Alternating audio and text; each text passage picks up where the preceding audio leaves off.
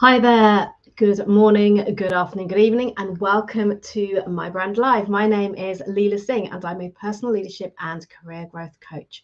I work with career professionals, typically in the technology industry, who want to elevate their life, their career, to harness their A game, and to create new possibilities by showing up as the best version of themselves. I'd like to welcome each and every one of you who is watching here live or watching on replay. Now, if you're watching live, then please say hello in the comments. Let me know where you're watching from today. And if you're watching on replay, then do please say hello again in the comments and hashtag replay to let me know that you're watching this after the event. I'm just checking my phone to make sure this is streaming correctly on LinkedIn. And there's no issues. Yep, that's all good. Okay, so before I kick off with today's topic, for those of you joining who haven't already done so, have you grabbed your copy of the Personal Brand Playbook? If you haven't, then please go ahead at the end of the live and click on the link that will be in the comments shortly from my lovely virtual assistant, Sharon. She will pop the link in there for you. What is the playbook? The playbook is all about personal branding. It's what I believe are the important facets of branding to enable you to show up and to be remembered for the right reasons, to have that presence, and to build a strong reputation. There are 6 areas that I believe are important. They're outlined in the playbook, and there are also some best practices that you can immediately take away and implement in your day-to-day life. And there's also a brand audit that you can work through to see where the gaps are and where you can improve or develop even further your personal brand. So do grab your copy of that after the show today. Now, why have I chosen to assist people in the way that I do? Well, I have a very long career of 25 years, spanning accountancy and also then sales and corporate finance. I spent most of that 25 years within the tech industry at Hewlett-Packard Enterprise, where I delivered a little shy of 800 million of sales for them during my tenure. Over the last maybe 8 years now, I have been immersing myself in my own personal growth and development, and as a consequence of that, have become a master practitioner of NLP and hypnotherapy, an accredited coach, speaker trainer, and L&D coach. And as such, I've worked with some of the best coaches and mentors to hone my own skills and my craft, but also to be able to show up as the best version of me for my clients as well as for myself. And I chose to leave my corporate career a little over 3 years ago to establish and to grow my coaching practice, which is what I do today.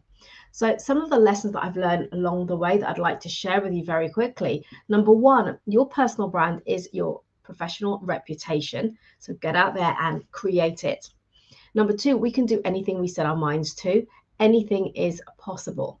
Number three, we are the creators of our own self-imposed limitations, things that hold us back, and therefore we can change them. Number four, we create our own reality through our lens of the world, our thoughts, our beliefs, and our actions. And again, therefore, we can change that. We can create massive shifts. And number five, most people are living a life of average when they can choose a life of extraordinary, creating possibilities and opportunities way beyond your imagination. And this is what I work with my clients to create. So today's topic is your half-year review. And what I'm talking about here is your personal half-year review. So how has the first half of 2022 been for you?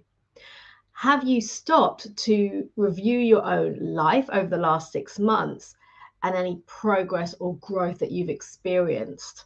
Have you stopped to look at what hasn't worked well for you, or where you've not really moved forward as you would have liked to? And what I'm talking about here is in all aspects of your life. So it could be your career, it could be your health, it could be finances, relationships, and so forth. There's so many different areas of our life that are important to us. So here's what I'd like to invite you to do. If you haven't already carried out your half-year review of your own life and where you're at and where you're heading, then here's some questions to consider. First of all, look back on the last 6 months and think about what has gone well for you, and write it down. Grab a notebook, something that you can go back to over and over and add to it. And the first question to ask is, what has gone well in the last 6 months? Because here's the thing, we often naturally allude to looking at the things that haven't worked well. That's where our brain goes. The things that we failed or we feel that we failed on. I don't believe in failure, because failure is a learning.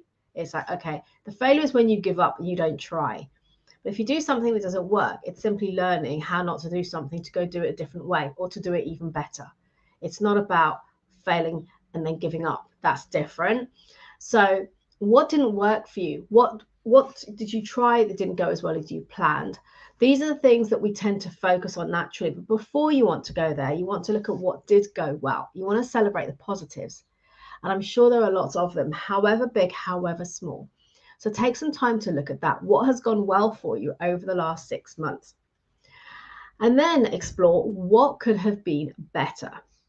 So what I mean by that is, well, what's gone okay, but actually you would have liked it to be even better in some way. For example, let's use health, because that's one for me that I feel could have gone better. And I had grand plans of what I was going to do with my health routine and so forth. And yes, I've done some of it, but not as much as I would like to. Therefore, what could have been better is that I could have been perhaps more consistent, or done more of the intentions I set for myself around exercise and yoga and my sleeping patterns, things like that. So I'm now identifying what has gone well, but also what could I do even better? And then the third thing to ask yourself is, what do I need to change or to do differently to get to where I want to be by the end of the year? And this is not about giving up yet, because we've still got 6 months to go. We're only in the start of July, so 6 whole months to go. And yes, the first half of the year has absolutely flown by.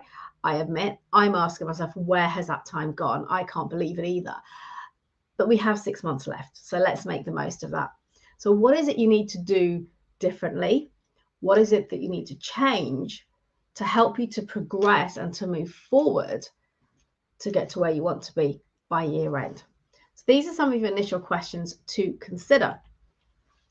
Because here's the thing, we can keep doing the same things over and over again and nothing changes.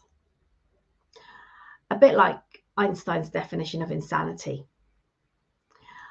Or we get to December and then we end up feeling frustrated as we look back on the year and thinking another year has passed us by. And it's been a little bit like Groundhog Day. And then we become accepting of our situation. I remember I said about one of my learnings is about many people live a life of mediocre when they can be living a life of extraordinary. And a big part of getting to living that life of extraordinary is having a vision, having goals, having plans, and moving forward towards them, towards achieving them. That's how you create that life of extraordinary. And when we then decide to give up and to become accepting of our situation, that's when we start to live a life of acceptance of mediocrity. And that's not what I want for you. So when we get to December, we want to be able to look back and say, actually, we've been consistent. We've taken strides. We've moved forward. We've made progress. We've grown. Whatever it is, for you, you want to be able to say you've moved forward, however big, however small. So, like I said, we can keep doing the same things over and over again and nothing changes. Or we can get to December and begin to feel frustrated that nothing has changed. And then we may even give up. Or we get to we get to examine areas of our life where we want something different and begin to create the change that we're looking for. So breaking down the different areas of life, as I mentioned earlier, it could be health, it could be your career, it could be your finances, relationships, anything, any area of life that is important for you. Take some time to look at each area of your life and score it on a scale of 0 to 10, where 0 is it's absolutely terrible, you're really, really unhappy, and 10 is it's fantastic, it couldn't be any better. So score the different areas of your life that are important to you, and then look at where you'd like that to be by the end of the year. Now, that's not to say that everything should be a 10 out of 10 at the end of the year. It could be that you're a 5 and you want to progress to a 7 by year end, and that's okay, because it depends what those numbers mean to you and what they look like, what they represent. It's going to be different for everyone. If I say my health is a 5 out of 10. Well, that's what it looks like for me. Somebody else might look at me and think, well, actually, it's an 8 out of 10. And another person might think, well, it's actually only a 2 out of 10. But that's in their world. That's their own perception of what that looks like. So this is personal for you. It's not how it should look a certain way, because it really shouldn't. It's just what feels good for you. So it gives you a bit of a measure if you score yourself based on the different areas. And this is where we get to examine these different areas of our life and begin to create the change that we want to move ourselves forward. So here's some questions to ask yourself, because these will help with the levels of motivation that you have to actually move forward. Particularly if you're at this point right now, halfway through the year, where you're thinking, oh my God, we're in July and I still haven't started doing X, Y, and Z, or I've just not moved forward as much as I thought I would have, or I would have liked to. So the question to ask yourself in this regard is, how important is it for you to change or to improve the situation? How important is this for you? Because if it's not important, then you're going to struggle to find the motivation and the inspiration to do anything. So you've got to be honest with yourself. How important is this for you? And then when you get clear on that, ask yourself, why is it important to you now? In other words, how would you feel about it, and what would it look like to create that change or to improve that situation? Why is it important for you now, and what would it mean for you? How would you feel? So let's say, to give you some context, if I talk about my health and I say, right, it is really important for me, as you may, if you've seen a recent post I put out, I did have a little bit of a health scare recently. So that's propelled me forward even more to really get this nailed down when it comes to my health routine and my commitments towards improving my health. So how important is it for me to create that change? It's very important. It's a top priority. Why is it important to me now? It's important for me now because I don't want things to get any worse. I don't want to have another health scare like that. So I'm going to do everything that I possibly can to prevent that, to alleviate that. So it is very important for me. So how important is it for you? And imagine, how would you feel in 6 months' time having made some progress towards that goal? You know, think about that. For me, it would mean I'd have more energy, I'd feel more agile, more flexible, probably feel on top of the world to have that energy back, because I know I have struggled with it for a few months. So that's how I would be feeling. I'd be feeling really happy and pleased with myself that I've made that progress, that I made that commitment and I followed through with it. And what would it look like? Well, what would it look like for you? What would that change look like for you? How would it impact the way that you're showing up in the world? There's so many implications, positives, of creating that change or improving a situation. And then I'd like you to ask yourself, what is the cost to you of not taking action?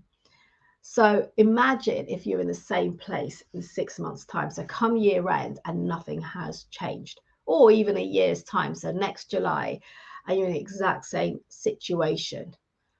What is the cost to you of that happening? And what is the bigger cost if the situation gets worse? Now, again, if you want to use health as an example, what is the cost of not taking action now? Well, for me, is that I could get more health scares, more problems, things could get worse. In 6 months' time, I would be very disappointed in myself if I haven't moved forward even a little bit in terms of improving my health, because I don't want anything to get worse. In fact, I want to be better. I don't want to have any health issues. So for me, there's a big cost of not taking action right now. So what is it for you? What is the cost to you? And then finally, what have you tried so far that didn't work? What is it you've done? Not even this year, it might have been last year that you tried something that didn't work. Now let's change the topic to career as an example. What was it you tried that didn't work? Perhaps you were looking to get a promotion and it didn't work, or you got overlooked. What is it you tried that just didn't work for you? What did you do? And then what is it you can do differently?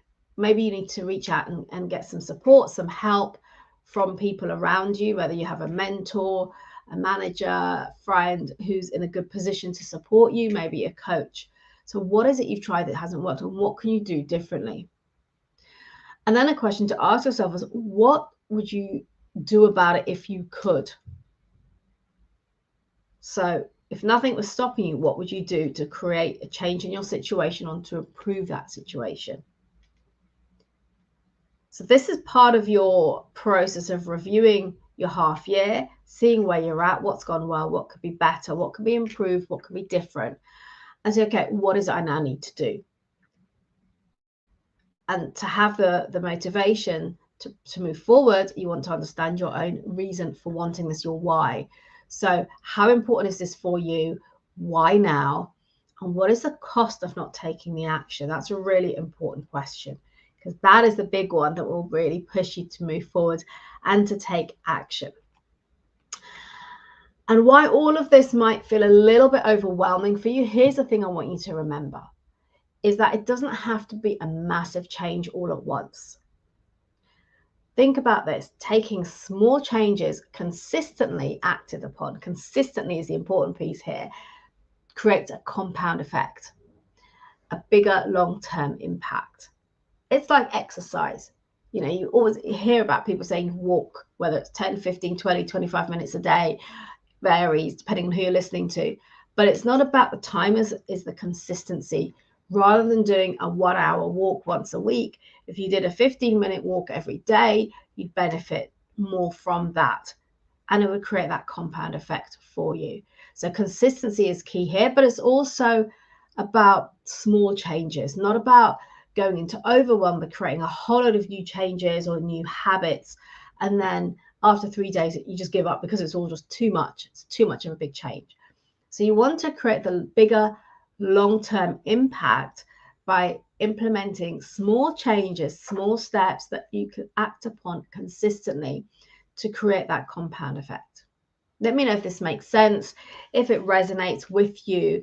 And in fact, if you can identify while you're listening any areas of your life that you would like to improve, which areas are you going to prioritize? Which areas are you going to focus on? Is it going to be your health, your career, maybe your finances? Is it your relationships? Is it your home, your environment? What is it for you? So I invite you to take a few minutes to stop and consider which areas of your life are not working as you would like. The areas where you're seeking some change, and identify some small changes that you can make from today. Yeah, you heard me right. From today, what is the one thing you can do today to start creating that change that you want to see? And then look at it realistically. How can you implement those changes consistently? So creating new habits. What is it you need to do to make it work for you? And again, to give you context, for me, when it comes to health and exercise and eating, a lot of it is about planning ahead with the food, and with the exercise, it's about keeping it as simple as possible. The more difficult it becomes, the less likely I am to do it. So for me, it's about doing things that slot into my day-to-day easily and effortlessly, so I'm more likely to do them than not. So what is it that you can do to ensure that you can implement consistently those small changes that will slowly and surely create the compound effect and the change that you're seeking? So I'm hoping these questions are of help and assistance to you.